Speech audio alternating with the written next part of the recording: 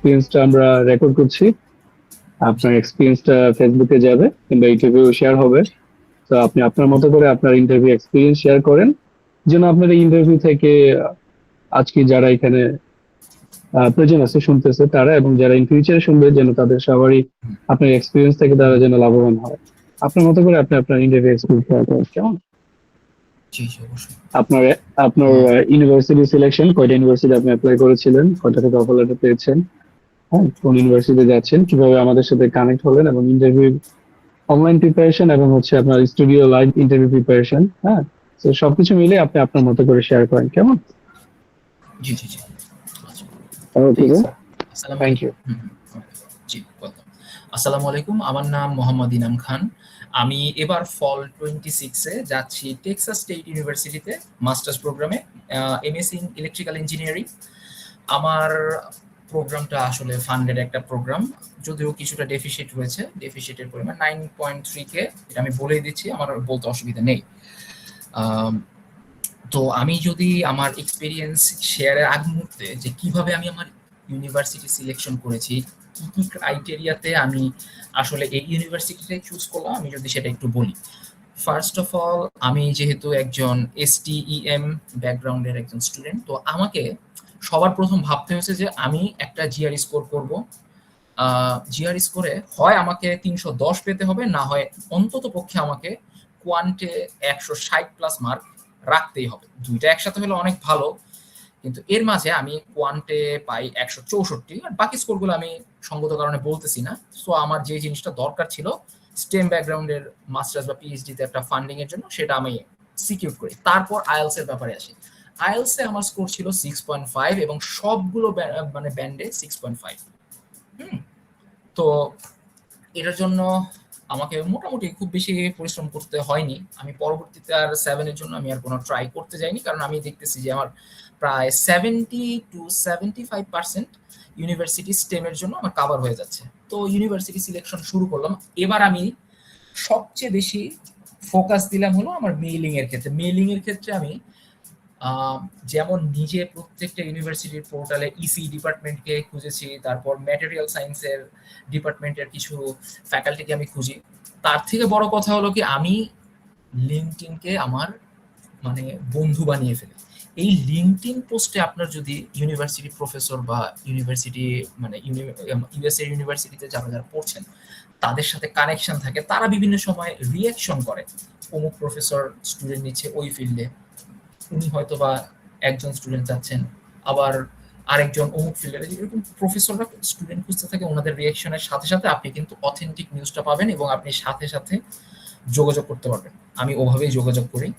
আল্লাহর রহমতে একজন প্রফেসরকে পেয়ে যাই, উনি অ্যাপ্লাই করতে বলেন, বলার পর আমি ওনাকে মেল দিই, অ্যাডমিশন হয়েছে। তারপর আমার গ্র্যাজুয়েট ইনস্ট্রাকশনাল অ্যাসিস্ট্যান্টশিপটা চলে আসে। আমি মিজোরি state university, Texas state university, the university of West Florida, Louisiana state university, তারপর দ্য ইউনিভার্সিটি অফ ম্যাসাচুসেটস অ্যামার্স, এগুলোতে আমি অ্যাপ্লাই করি। কিছু কিছু ইউনিভার্সিটি যেমন ইউম্যাস, অ্যামার্স্ট, লুইজিয়ানা স্টেট ইউনিভার্সিটি, এগুলোতে আসলে আমার যে প্রোফাইলটা ছিল তাতে আমি ফার্স্টে থেকে জানতাম যে এখানে আমার ফান্ডিংটা হবে না, আমার হয়ও নেই। বাকি ইউনিভার্সিটিগুলো থেকে অ্যাডমিশন পাই এবং টেক্সাস স্টেট ইউনিভার্সিটি থেকে আমি ফান্ডেড একটা অ্যাডমিশন পাই। তো এই যে জার্নি, এই জার্নির জন্য আরেকটা বড় প্রভাবক হিসেবে কাজ করেছে রিসার্চ এক্সপিরিয়েন্স। আমি সবসময় বলি এবং বলতে থাকবো যে রিসার্চ রিসার্চ রিসার্চ, এই অভিজ্ঞতাটা অনেক দরকার। সত্যি কথা বলতে আমার মতো হয়তো বা একটু কম জিআর স্কোর হোক, সেটা আইএলসও একটু কম হোক, কিংবা যার একটা সিজিপি এর একটা ব্যারিয়ার থাকে, তাকে কিন্তু এই জিনিসটা অবশ্যই উপরে তুলে দেয়। তো সবকিছু ফান্ডিং নিশ্চিত হওয়ার পর আমি ফেসবুকে একদিন কাফি ভাইদের স্টাডি ব্রিজ ইউএসএ এটার সন্ধান পাই। তো ঘাটতে থাকি এবং দেখতে থাকি যে অনেকেই এখান থেকে সাকসেসফুলি তাদের বিভিন্ন প্রোগ্রামে পিএইচডি হোক, মাস্টার্স হোক, ব্যাচেলার হোক, সবাই ভর্তি ফান্ডিং পাইছে বা পায় না, এরকম যে কোনো কিছুর মাধ্যমে তারা গিয়েছে আর কি। তো যাওয়ার পর তারা সুন্দর মতো স্টাডি ভিসার হেল্প নিয়ে সুন্দরভাবে সাকসেসফুলি তাদের মেইন যে জিনিসটা ভিসাটা মানে সুন্দরভাবে নিয়ে এসছে। ভিসাটা তাদের অ্যাপ্রুভ করিয়েছে বা সামথিং, ওইটাই আর কি। ভিসা অ্যাপ্রুভ হওয়ার সাথে সাথে বা ইস্যুড হওয়ার সাথে সাথে তার তো গুরুত্বপূর্ণ অনেক, মানে সবচেয়ে গুরুত্বপূর্ণ জিনিসটা তো সেটাই, মেইন টিকেট যেটাকে বলা হয়। তো সেটা হয়ে গেছে। তো আমি কাফি ভাইয়ের সাথে কথা বলি, কথা বলার পর মানে ওনার কাছ থেকে ইন্সপায়ার্ড হই, তারপর মক দেওয়া শুরু করি। ডেইলি 2টা মক আপনি যদি আপনার আইএলস বা জিআরই পরীক্ষার মকের মতো গুরুত্ব দেন, আমার মনে হয় না আর খুব বেশি দরকার। কারণ আপনি নিজ থেকে জেনে যাবেন যে কোন প্রশ্নের উত্তর কি হবে, আপনি নিজের থেকে জেনে যাবেন, আপনাকে মেন্টররা ধরিয়ে দিবেন যে আপনার অমুক জায়গায় সমস্যা, আপনি ওই জায়গা নিয়ে কাজ করবেন। তো আপনি কিন্তু এখান থেকে বিশাল বড় একটা লাভবান হচ্ছেন। এবং আমি আবারও স্পষ্ট করে বলতে চাই যে আমি খুব গুটি কয়েক জায়গায় আমি যদি সামান্য কিছু করে ইনভেস্ট করি, এটা ছিল আমার সবচেয়ে বড় ইনভেস্টমেন্ট, সবচেয়ে ফ্রুটফুল ইনভেস্টমেন্ট আমি বলবো। কারণ আমার এখানে ডেফিসিট যুক্ত একটা i20 নিয়ে আমাকে দাঁড়াইতে হয়েছে। এখানে যদি আমি স্টাডি ব্রিজের হেল্পটা না পাইতাম, সত্যি কথা আমার একটু ঝামেলাই পড়তো। কারণ আমি আমার চোখের সামনে দেখছি Case Western Reserve University full funded PhD, UT ডালাসের ফুল ফান্ডেড পিএইচডি, তাদের কেবলমাত্র কমিউনিকেশনের অভাবে তারা তাদের ভিসাটা নিতে পারলো না। ইভেন আমার Texas state university same offer পেয়ে অনেকে এখন পথে পথে ঘুরতেছে যে আমি পেলাম না ভিসাটা। কারণ কি? কারণ সে ঠিক মতো ওই ইটা করতে পারে নাই, প্র্যাকটিসটা করতে পারে নাই, উপযুক্ত জায়গায় প্র্যাকটিসটা করতে পারে নাই, ঢিল দিয়ে বসছে সে। করা যাবে না, খুব গুরুত্বপূর্ণ ধাপ আপনার। ঠিক আছে, আমি আমার এক্সপিরিয়েন্সটা আরেকটু শেয়ার যদি করি। আমার ওই দিনের কথা, 13 তারিখ সকালবেলা আমার 8:30 ইন্টারভিউ হয়, আমি 7:30 থেকে 8:45 মধ্যে চলে যাই। আপনি ফুটপাতে যাওয়ার পর দেখবেন যে অনেকে লাইনে দাঁড়াচ্ছে, আপনি সুন্দরভাবে লাইনে দাঁড়াবেন, আপনাকে গার্ডরা তারপরে বিভিন্ন সিকিউরিটি অফিসার এসে বলবেন যে আপনার কারা কারা 8:30 আছেন, 8:15 আছেন, আপনারা আসেন। ওনাদের মতো গিয়ে আপনি ফার্স্টে একটা কাউন্টারে ওখানে পাসপোর্টটা দিবেন, ভ্যালিড পাসপোর্টটা অবশ্যই, ওরা একটা সিল লাগিয়ে দিবে, ওটা হাল। ওই হাল সিলটা লাগানোর পর আপনি সোজা চলে যাবেন এমবেসির ভিতরে। তারপর আপনার ব্যাগেজটা চেক ইন হবে, আমার ব্যাগেজটা চেক ইন হলো। তারপর ওনারা বললো যে আপনি ভিতরে চলে যান। তো ভিতরে যাওয়ার পর যথারীতি দেখলাম একটা এসি রুম, ওখানে বেঞ্চের মতো বসে লাইনে লাইনে মানুষজন যাচ্ছে, 1 নাম্বার 2 নাম্বার 3 নাম্বার, এই 3টা কাউন্টারে আপনাকে বলতে হবে আপনি কি পারপাসে যাচ্ছেন, আপনার নাম কি, কোন ইউনিভার্সিটিতে যাচ্ছেন, ইজি। তারপর কাউন্টার 6 এন্ড কাউন্টার 5 এ আপনাকে যে কোনো একটাতে আপনাকে ফিঙ্গারপ্রিন্ট দিতে হবে। খুবই ফ্রেন্ডলি একজন অফিসার পাবেন, ফিঙ্গারপ্রিন্ট দিই। দেওয়ার পর আমি চাই হলো আমার নির্ধারিত আসনে, ওখান থেকে আস্তে আস্তে একজনকে একজন করে 2জন করে এরকম করে ডাকতে থাকে। ডাকার পর আমি কাউন্টার নাম্বার 10 এ যাই। কাউন্টার নাম্বার 10 এ যাওয়ার পর ফার্স্টে আমার ইন্টারভিউ শুরু হয়। উনি জিজ্ঞেস করেন যে any fair to come back in Bangladesh, এটা সবাইকে ওই দিন জিজ্ঞেস করছেন। আমি বলি নো অফিসার। সো উনি ফার্স্টে আমার সাথে ইয়র্কার বল দেওয়া শুরু করেন, ফার্স্টে একদম, who is gonna pay your deficit. আমি আমার ডেফিসিট স্পন্সরের কথা বলে দিই, ঠিক আছে। তারপরে তার অ্যানুয়াল ইনকামটা উনি জিজ্ঞেস করেন, একদম স্ট্রেট কাট অ্যানুয়াল ইনকাম আমি বলে দিই সুন্দরভাবে। My sponsor is Mr. Imran Khan, who is my elder brother. His annual income is 28,000 US dollar, including his salary and rental income. ব্যাস এইটুকুই উনি খুশি। এরপর উনি জিজ্ঞেস করেন tell me about your research. ব্যাস এইবার আস্তে আস্তে উনি সফট হতে থাকেন। তো তারপর উনি জিজ্ঞেস করেন do you have any publication which is already published in any journal. পরে আমি আমার 3টা পাবলিকেশন কথা সুন্দরভাবে বলে দিই এক লাইনে, এর বেশি কিছু জানতে চান না। তারপর okay, have you carried your social media links, please pass me. পরে আমি এটা দিয়ে ফেলি। তো তারপর উনি সোশ্যাল মিডিয়া 221 জিটা দিয়ে দেয়। ব্যাস আমি যেন হাফ ছেড়ে বাঁচলাম। তারপর আস্তে আস্তে ভিসাটা অ্যাপ্রুভড হয়। তারপর আমি ভিসাটা ইস্যুড মেইল পাই। একটু দেরি হলেও কেউ ঘাবড়াবেন না, এই জিনিসটা সবসময় মাথায় রাখতে হবে। আর আপনার যদি ভিসাটা কখনো অ্যাপ্রুভ হয়ে যায়, আপনি দয়া করে আপনার ফ্লাইট টিকিটটা ম্যানেজ করে ফেলবেন, কারণ হইলে আমার মতো পস্তাতে হবে। কারণ আমি ফ্লাইট টিকিটটা অ্যাটলিস্ট 40 to 45,000 টাকা বেশি দিয়ে কিনতে বাধ্য হয়েছি, ঠিক আছে। তো এটা হলো আমার এক্সপিরিয়েন্স। আমার কিছু টিপস আছে। দেখেন, আপনি একটু আগেই হয়তো বা জেনে গেছেন যে আমার সবচেয়ে বড় টিকিট, একটা মানুষের সবচেয়ে বড় টিকিট হলো তার 221G আনা এবং ভিসাটা ইস্যু করে নিয়ে আসা। আপনি সময় দেন না, আপনি আইএলস এর জন্য এত কষ্ট করতে পারেন, আপনি স্পিকিং এর জন্য বিভিন্ন জায়গায় দৌড়াতে পারেন, আপনি স্পিকিং এর জন্য জোর দিতে পারেন। আপনি ওই স্পিকিং এর খাতাগুলো বা নোটগুলো আরেকবার বের করেন না, আপনি প্র্যাকটিস করেন। আপনি করলেন, আপনি স্পিকিং পার্ট 1 প্র্যাকটিস করলেন, আপনি সেই সাথে আবারও প্র্যাকটিসটা করলেন। আপনার পড়াশোনা এটা একটা, আপু ভাইয়ারা, একটা পড়াশোনা, আপনি পড়াশোনাটা করেন, এটা পড়াশোনার ছলে যদি নেন, আমি সবসময় আমি গ্যারান্টি দিয়ে বলতে পারি আপনার কপাল, আল্লাহ তাআলা যদি আপনাকে তৌফিক দেন, অবশ্যই আপনার ভিসাটা আপনি আনতে বাধ্য। আপনি মেন্টরদের কথা শুনেন স্টাডি ব্রিজের, আপনি উনাদের মতো করে অ্যান্সার বানানোর চেষ্টা করেন। আপনাকে ওই দিনই যে বলে দিবে, আপনি পেন্সিল, কলম, পেজ যেটা খুশি নিয়ে আপনি বসেন, আপনি কোশ্চেন করেন, আপনি লিখে নেন, আপনি তারপর নিজের মনের মাধ্যমে মিশিয়ে কোশ্চেনটা মানে উত্তরটা তৈরি করেন, দেখবেন যে আপনার সবকিছু সহজ হয়ে গেছে। আমি আল্লাহর রহমতে খুব রিল্যাক্সে আমি আমার ভিসাটা যেদিন হবে তার আগের দিন আমি কয়েকটা দিন খুব রিল্যাক্স থাকতে পারছিলাম, শুধুমাত্র এই কারণে। প্লিজ দয়া করে মক টেস্টগুলা আপনারা মিস দিবেন না। এইখানের মক টেস্টগুলা, তারপর আপনার যদি নিজে থেকে আপনি সব কোশ্চেনের উত্তর বানান, ওনাদের থেকে কোশ্চেনের হেল্প নেন স্টাডি ব্রিজ থেকে, দেখবেন আপনার মানে লাইফটাই, মানে এই লাইফ স্প্যানটুকু 1 মাস বা 1.5 মাসের লাইফ স্প্যানটুকু অনেকটা ইজিয়ার হয়ে গেছে।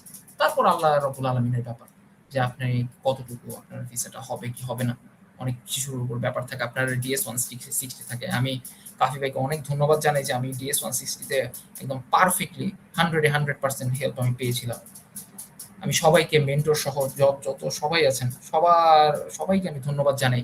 এবং আমার সাথে বা আগে পরে পিছনে এমন অনেকেই আছেন যে যারা ইন্টারভিউ দিবেন, তাদের অ্যান্সারও আমি অনেক সময় নিয়েছি। সবার অ্যান্সার নেবেন বিভিন্ন সময়। আপনার যদি কোনো মানে ক্যান্ডিডেটের অ্যান্সার পছন্দ হয়, তাদের অ্যান্সারটা আপনি নিয়ে রাখবেন, আপনি নোট করে রাখবেন, সমস্যা কি? কোনো সমস্যা নেই, আপনি সবার আইডিয়া নেবেন। তো আমার এক্সপিরিয়েন্স শেয়ারটা আমার এইটুকুই ছিল আর কি। ঠিক আছে, ধন্যবাদ সবাইকে। প্লিজ আমার জন্য দোয়া করবেন। আমি যথাসাধ্য চেষ্টা করব আমি সবাইকে এখানে হেল্প করার। যদি আপনাদের প্রয়োজন হয় আমি অবশ্যই হেল্প করার চেষ্টা করব। ধন্যবাদ সবাইকে। আসসালামু আলাইকুম। থ্যাংক ইউ এনাম ভাই, আপনি ওয়েলকাম। আপনার পুরো প্রোফাইলটা, আপনার জার্নিটা আমাদের সাথে শেয়ার করলেন খুবই চমৎকার ভাবে। আমার ধারণা যে আসলে কারো কোনো কোশ্চেন থাকার কথা না, আর তারপর আমরা চ্যাট বক্স ওপেন করে দিচ্ছি, যদি আপনাদের কোনো কোশ্চেন থাকে আপনারা কোশ্চেন করতে পারেন। Please. Congratulations, my dear. Thank you sir. আসলে আপনার কাছেও মক দেওয়া হয়েছে অনেক, আর সবকিছু যত প্রকার আপনি টিপস দিয়েছেন, হ্যাঁ, সবকিছুই আমি সুন্দরভাবে আমি কাজে লাগিয়েছি। হ্যাঁ, তো এটাই আর কি ভাই। Thank you so much, brother. আপনি যে আমাদের ফিডব্যাক গুলো কাজে লাগিয়েছেন, এটাই হচ্ছে সবচেয়ে বড় বিষয়। তো জি মানে আপনি যখন আপনার এক্সপেরিয়েন্সটা শেয়ার করছেন, I have been observing your every word. আপনি টু দ্য পয়েন্টে প্রত্যেকটা জিনিস প্রিসাইজলি বলতেছিলেন, একদম অ্যাকর্ডিং টু ইউর চেষ্টা করছি। প্রিপারেশন। যে জিনিসটা আসলে Yes. আপনি শুরু থেকে আমি আপনাকে গাইডলাইন দিয়েছি যে আপনার যাতে ইন্টারভিউর সময় আপনি যাতে টু দ্য পয়েন্টে থাকেন, and you did and you follow that. G I appreciate you, Yes. এবং আপনি এখনো সেই সিস্টেমে আছেন, আলহামদুলিল্লাহ, খুবই ভালো। এটা আসলে লাইফ লার্নিং একটা, আমি মনে জি করি জি যে হচ্ছে কি সব জায়গায় স্পেসিফিক থাকা বেটার। তো ভাইয়া, জি best of luck. Thank you ভাইয়া, আপনি জি দোয়া করবেন। ভালো করেছেন। আপনার স্পন্সর নিয়ে একটা ইস্যু ছিল, আলহামদুলিল্লাহ আপনি সেটা ওভারকাম করে আসছেন, জি অসুবিধা হবে না। ঠিক আছে, হ্যাঁ, আল্লাহ ভরসা। আপনি নেক্সট বললেন জার্নির না জন্য যে আপনার জন্য টু দি শুভকামনা। পয়েন্ট হলে, হ্যাঁ, টু দি পয়েন্ট হলে যে জিনিসটা উনি আমাকে আমার ভিসা অফিসার ফার্স্টের থেকেই একদম ইয়র্কার বল শুরু করছেন। Who is going to pay your deficit, what is his annual income, এইভাবে উনি শুরু করেন। তারপর উনি যখন এই দুটো এক্সাক্ট টু দি পয়েন্ট পেলেন, তারপর রিসার্চ, কি কি জার্নাল পাবলিশ করছি, কার সাথে, দ্যাটস ইট। তারপর সোশ্যাল মিডিয়া ফর্মটাও নিচে বসলেন। হ্যাঁ, এক্স্যাক্টলি। বিষয় হচ্ছে কি, ম্যাক্সিমাম স্টুডেন্ট এই জায়গায় ভুল করে, বাগ একটা ইনফরমেশন বা বাগ একটা আনসার দেওয়ার ট্রাই করে, কিন্তু এই জিনিসটা বিওরা পছন্দ করে না। আর এই বিষয়টা আমাদের অ্যাপ্লিক্যান্টরা আবার সবাই একটু বুঝতে একটু লেট করে। যারা তাদের বুঝতে পারে তারা ভালো করে, আর যারা বুঝতে লেট করে তাদের জন্য একটু ডিফিকাল্টিস টাইম যায় আর কি। So, এটাই আর কি। তো বেস্ট অফ লাক ব্রাদার। আপনার ফ্লাইট নিশ্চয়ই তাড়াতাড়ি হবে, 14 তারিখ আর 14 ওখানে তারিখে যাওয়ার flight। পরে ইনশাল্লাহ আপনি কোনো সাপোর্ট দরকার হলে আমাদের প্ল্যাটফর্ম থেকে পাবেন। নো ইস্যু, আমাদের অনেক ওয়েল উইশার আছে, আলহামদুলিল্লাহ। জি জি জি। তো কোনো টেনশন নাই। Alhamdulillah, congratulations for your incredible achievement. Thank you ভাই, সবচেয়ে বেশি মক আপনার কাছে দেয়া হয়েছে। সবচেয়ে বেশি। Yes. অনেক ধন্যবাদ ভাই আপনাদেরকে। আপনি অনেক হার্ড ওয়ার্কিং করেছেন এবং রেগুলার স্টুডেন্ট ছিলেন। So Yes, all the credit inshallah. goes to Allah, and best of luck for your next journey. Okay, okay, ma'am. Thank you. Thank you very much. Congratulations, Bhaiya. It's a really you, Bhaiya. pleasure be a part of your journey. Thank you, ভাইয়া। All right, the best আপনার কাছে মন best দেওয়া wishes হয়েছে, for আমি you. আপনার Yeah. Tips গুলো কাছে দিয়েছি আপনাদের সবারই। Thank you. Best wishes for your future, brother. Take care. Okay, thank you. Okay. আমি তাহলে জাইব আব্বাসি, আমি তার আনসারটা আমি দিয়ে ফেলি। Your first question is why you choose US instead of Pakistan or any other country else, right? So my answer is I'm answering in terms of my electrical engineering background. Okay, so I'm starting. I have chosen USA because US has nice environment in semiconductor materials and devices. I will work on scalability, solar cell, and their efficiency in the USA. That's why I will have more facilities than Pakistan or any other countries else. So that's why I have chosen USA for my higher studies. তাহলে এবার right now your next question is what is your plan after your graduation? Thanks for this question. So my honest answer is I will straight come back to Pakistan because I will research on semiconductor materials and we have a nice and bright future career in Pakistan in this field. So that's why I will come back here and will join, and I would love to mentor my future fellows and colleagues in this field. That's it. So this type of answer you can tell to the viewer. Okay.